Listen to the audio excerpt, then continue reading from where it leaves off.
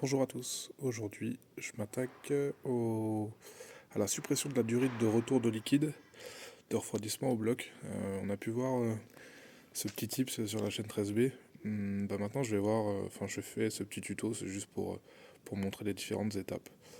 Pour l'instant j'ai juste les bouchons, j'ai pris du liquide et la pince pour enlever les colliers. Et au fil de la vidéo je vous mettrai les clés qu'il y a nécessaires pour la batterie et les différents écrous si en enlever, je sais plus. Voilà, c'est parti. Donc première étape, le cache batterie.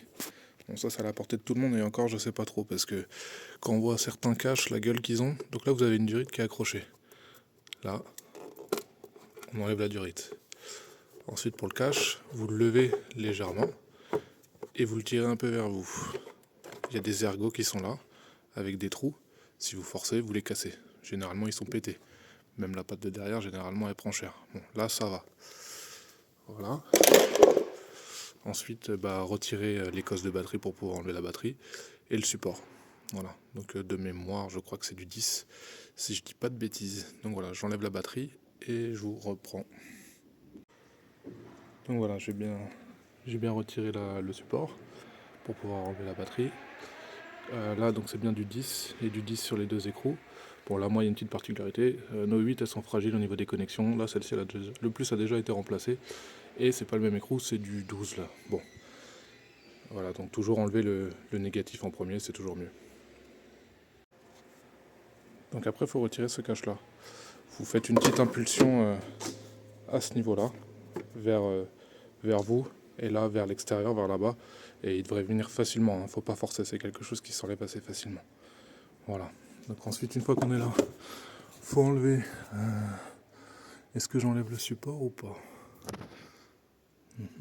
Ce que je vais faire, je vais quand même retirer le support, me laisser un petit peu plus de place.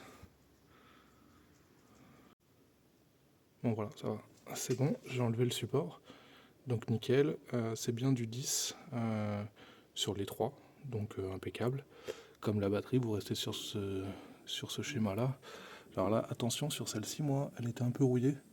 Elle n'a pas cassé, donc je pense que je vais la remplacer, nettoyer, la remplacer. Mais ouais, celle-ci, attention quand vous la desserrez. Et dans ma péripétie, un petit bonus. Regardez, ma douille de 10, elle est cachée dans le fond là-bas. Je sais pas si vous la voyez, ma douille de 10. On la voit en dessous le ventilo là-bas.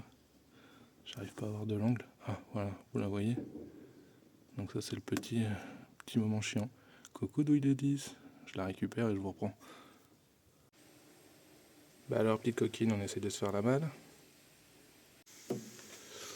Alors j'en suis là. Je l'ai enlevé d'un côté et j'ai mis mon bouchon avec. Donc je récupère le collier d'origine. Bon, la durée était un peu collée, mais bon, normal, hein, l'âge de la voiture. Et maintenant il me reste celui de l'autre côté, en dessous. Voilà. Faites attention quand vous enlevez celui-ci, faut être réactif, faut aller très vite. Ça coule pas mal.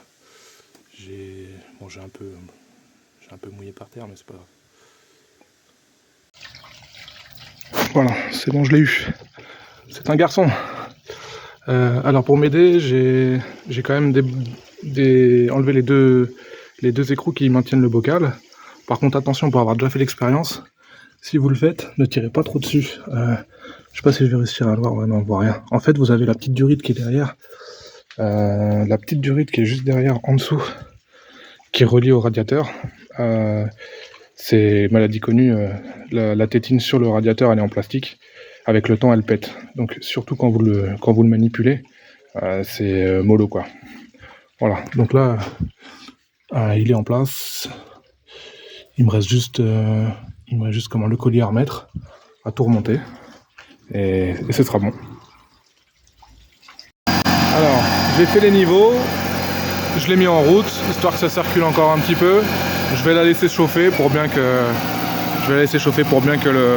le liquide aille bien partout. Et je referai un appoint quand je reprendrai la voiture.